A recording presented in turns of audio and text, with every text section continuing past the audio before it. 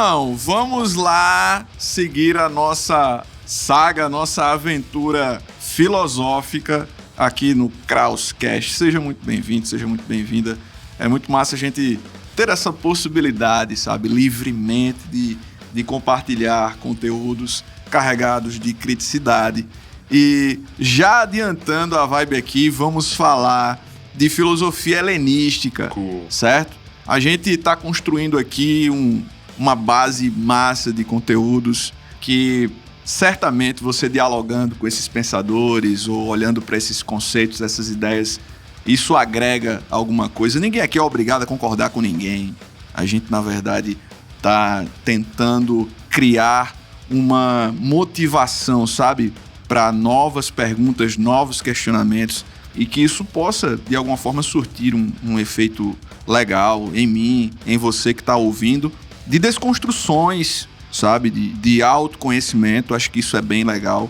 E a gente vai bater um papo maneiro sobre essa filosofia helenística.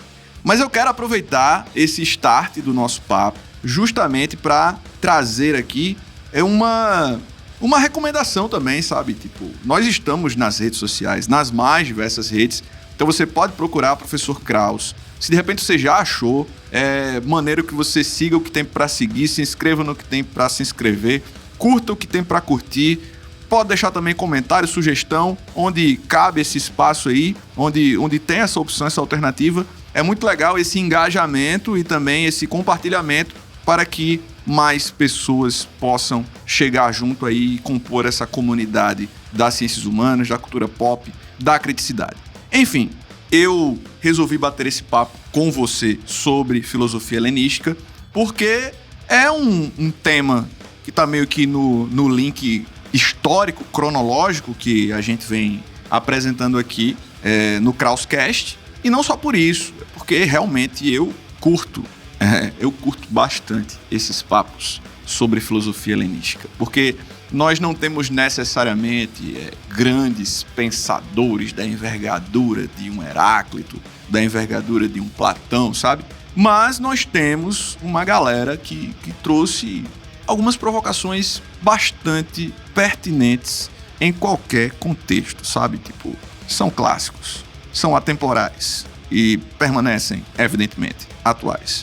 Então, nós estamos falando sobre um contexto cosmopolita. Nós não temos necessariamente a polis em foco. A gente não tem aquela vida restrita da cidade com uma cultura predominando ou apenas uma cultura, como nós temos a condição de acompanhar quando estudamos o pensamento filosófico grego em Sócrates, em Platão e Aristóteles. O que nós temos, na verdade, é esse contexto do termo helenismo, que vem dos helenos, e a gente sabe que os helenos, esse termo heleno, é uma maneira de se referir aos gregos. Então seria um grande intercâmbio cultural, onde nós temos a cultura grega sendo levada para o mundo, e não podemos esquecer que, de certa forma, a cultura do mundo também vai para a Grécia, né? Isso se deve principalmente ao grande desenvolvimento, o grande boom, digamos assim, do Império da Macedônia e também do Império Romano. Então, essa conexão entre os mundos, né, o oriental e o mundo ocidental, é algo que a gente vê muito forte na trajetória do próprio Alexandre o Grande.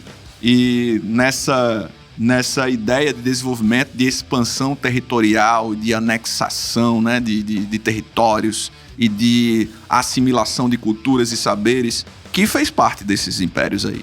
É muito legal a gente ver isso. E essas reflexões propostas pelos filósofos helenísticos, elas têm muito esse caráter político, esse caráter ético.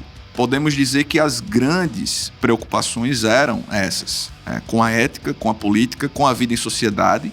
E podemos afunilar um pouco mais essa discussão e dizer que os filósofos do período helenístico, eles estavam tentando apresentar alternativas viáveis para que as pessoas pudessem viver bem, para que as pessoas pudessem ser felizes, mesmo em meio a um contexto de tamanha diversidade, tamanha pluralidade cultural e de valores, e de hábitos e visões de mundo. Então, imagine, né? Aquilo que Aristóteles propôs do bem comum, o desafio, né? o desafio de você estabelecer o bem comum entre alguém que vem de uma matriz cultural egípcia, que está em contato com alguém que é da Macedônia, ou com o persa, ou com o grego, ou com o romano. Cara, muito difícil de você fazer o que nós podemos chamar de cálculo aí do bem comum, que revela a grande base da virtude aristotélica. Mano, muito complicado fazer isso. Então, nós encontramos correntes aí filosóficas que vão tentar apresentar alternativas viáveis. Tipo, como é que uma pessoa pode viver bem? Como é que eu posso ser feliz? E aí tem duas palavrinhas que são bem interessantes. Uma a gente já conhece, do nosso Krauscast sobre Aristóteles, a palavra eudaimonia, que significa felicidade. E nós temos uma outra palavra bem interessante, que é a palavra ataraxia. Ataraxia que a gente pode traduzir como uma espécie de bem-estar, como paz interior, como, enfim, tá de boa, sabe? Tipo, eu tô de boas. Okay. Então, os filósofos helenísticos, eles vão tentar dizer pra gente como é que nós podemos exercitar essa ataraxia, como é que nós podemos desfrutar dessa condição de estar de boas ou de estar de boaça para poder chegar lá na eudaimonia, na felicidade. Então a gente vê uma clara influência aristotélica sobre eles, evidentemente, mas também tem algumas pitadas, sabe, de Platão e de Sócrates também nesse rolê. Eu acho muito bonito, inclusive, a história da filosofia se desenvolvimento, aliás, a história da filosofia se desenvolvendo em franco desenvolvimento cronológico, porque, de certa forma, uma geração de pensadores acaba bebendo das fontes anteriores, seja para tomar como ponto de partida, ou seja para criticar e trazer algo inovador, de fato. É muito legal isso. Então, as principais correntes, pelo menos para mim, são estoicismo, epicurismo, hedonismo, ceticismo e cinismo. Essas correntes, elas vão fornecer caminhos interessantes ou não, né? Vai depender de quem ouve, vai depender de quem aprecia, caminhos interessantes ou caminhos filosóficos que vão poder proporcionar algum tipo de, sabe, alívio para o viver, que não é fácil, né, cara? A gente vive aí diante de muitas incertezas, né? A gente vive também diante da natureza, que é uma força incontrolável, assim como nós também não temos um controle devido sobre as ações dos outros, né? Então, acredito que é muito por isso que a filosofia helenística ela vai se preocupar muito com o que você pode fazer por você, né? Com o que eu posso fazer por mim. E se cada um puder ficar bem consigo, de repente, a gente consegue ficar bem, né, junto. Então, quando a gente olha, por exemplo, para o estoicismo, alguns dos principais pensadores estoicos foram Cícero, Sêneca, Epiteto. Eu acho que é Epiteto que se pronuncia. Eu acho que é isso. Mas enfim, esses caras, eles pensaram o que poderia ajudar a gente a alcançar a ataraxia e a eudaimonia e o que é que poderia atrapalhar a gente nesse caminho, sabe? Então, quando a gente olha para essa filosofia estoica, eles vão dizer que o que pode ajudar a gente é o autoconhecimento, é a adoção de uma ética naturalista, sabe? É você ser resiliente, você ser resignado, até certo ponto conformista. Mas o que é que eles querem dizer com isso? Eles querem dizer que a vida ela é feita de ciclos, as coisas começam e terminam. E não faz sentido procurar fora de nós aquilo que está dentro de nós. Então muita gente procura a beleza fora, a liberdade fora, o amor fora, mas está tudo dentro de você. Então isso acaba trazendo uma sensação de autonomia interior que para os estoicos é tudo que a gente precisa, sabe? Porque de outra forma, o que é que perturba a gente? O que é que distancia a gente do bem-estar e da felicidade? E o que ferra com a gente, o que atrapalha a gente é justamente essa dependência, esse apego. E isso só tende a potencializar o nosso sofrimento. Porque se eu me apego a coisas ou a pessoas, eu estou justamente correndo um grande risco de ter um sofrimento e uma dor aumentada. Por quê? Porque os ciclos, eles estão aí. A natureza, ela traz os seus inícios e os seus términos, né? A gente tem lá o começo do filme, mas daqui a pouco aparece o fim e as letras, os créditos começam a aparecer. Então isso acontece com tudo e com todos. O caminho proposto pelos estoicos vai muito nisso, saca? Então quando a gente olha, por exemplo, para os epicuristas, o que eu acho interessante do discurso epicurista é que Diferentemente dos estoicos, né? Os estoicos acabam de dialogar com a gente dizendo, olha, não se apega, não dá vazão ao desejo, não seja escravo do desejo, não seja escravo do prazer. Então, é isso que acaba prejudicando a gente para os estoicos. Quando a gente olha para os epicuristas, que tem como grande nome justamente o Epicuro ele era uma espécie de líder de uma seita, né? Um mestre que tinha os seus discípulos, os seus seguidores. O Epicuro, ele vai dizer que o problema não é necessariamente o prazer, o problema não é necessariamente o desejo. O problema é o excesso. Então não há necessariamente um crime e isso não vai prejudicar você caso você dê vazão ao desejo e ao prazer. A questão é usar a razão para evitar o excesso. Você não pode se transformar num refém do desejo e do prazer. Também como você também não pode se deixar escravizar pela dor quando ela vier, porque ela virá. Então é usar a razão, é buscar o equilíbrio e a moderação, é buscar a temperança.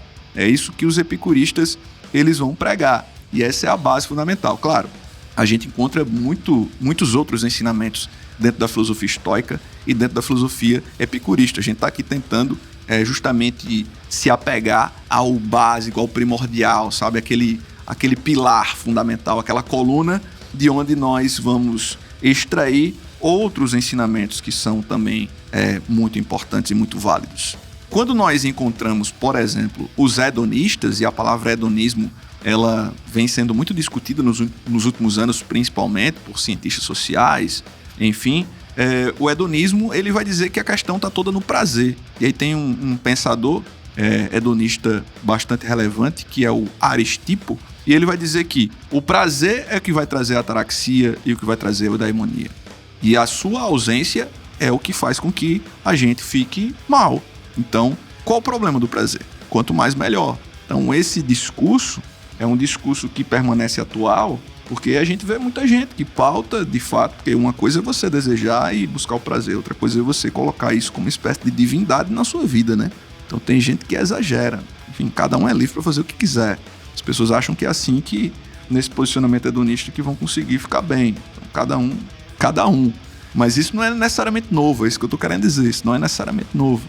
E quando nós olhamos para o ceticismo, onde a gente encontra um grande pensador que representa bem essa vertente, que é o Pirro, o Pirro vai dizer que o que tira muito a nossa paz, né, a nossa ataraxia, a nossa eudaimonia, é essa visão de que nós temos a condição de alcançar a verdade, que nós podemos ter ser detentor de alguma forma, que eu posso ser, que você possa ser detentor de algum conhecimento que seja seguro, que seja verdadeiro. E eu acredito que o Pirro estava muito preocupado, né? O Pirro, ele estava preocupado com o fato de que se eu tenho esse pensamento, você também tem, e 30 milhões de pessoas também têm, imagina essas pessoas convivendo, cada uma com a sua dita verdade. Nós teremos conflitos, como é que a gente vai viver em paz? Cara, você de repente posta uma coisa numa rede social e você posta assim inocentemente, só expressando, sabe, livremente um pensamento, daqui a pouco alguém vem, brota do nada e vem rebater o que você está dizendo como se você estivesse tentando apresentar uma verdade absoluta. E a pessoa fica indignada e daqui a pouco isso gera um fórum de discussão que não tem debate, né? Porque ninguém escuta o outro. A gente tem a tentativa de impor ao outro a minha verdade e é uma grande briga. Mas até quem vence essas discussões, essas brigas aí, a pessoa sai arrasada, né? Emocionalmente, psicologicamente. Como é que uma pessoa dessa vai ter bem-estar e felicidade? Fala sério. Então, a gente mais uma vez percebe a atualidade do pensamento helenístico. Então, o cético, o que é que ele propõe? O cético propõe que a gente duvide. Melhor do que afirmar é duvidar.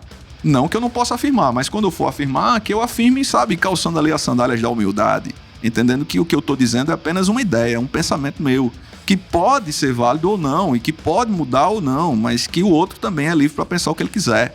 Muitas vezes o ceticismo, ele até valoriza o silêncio. Escute mais do que fale, e de repente assim você vai poder ficar numa boa.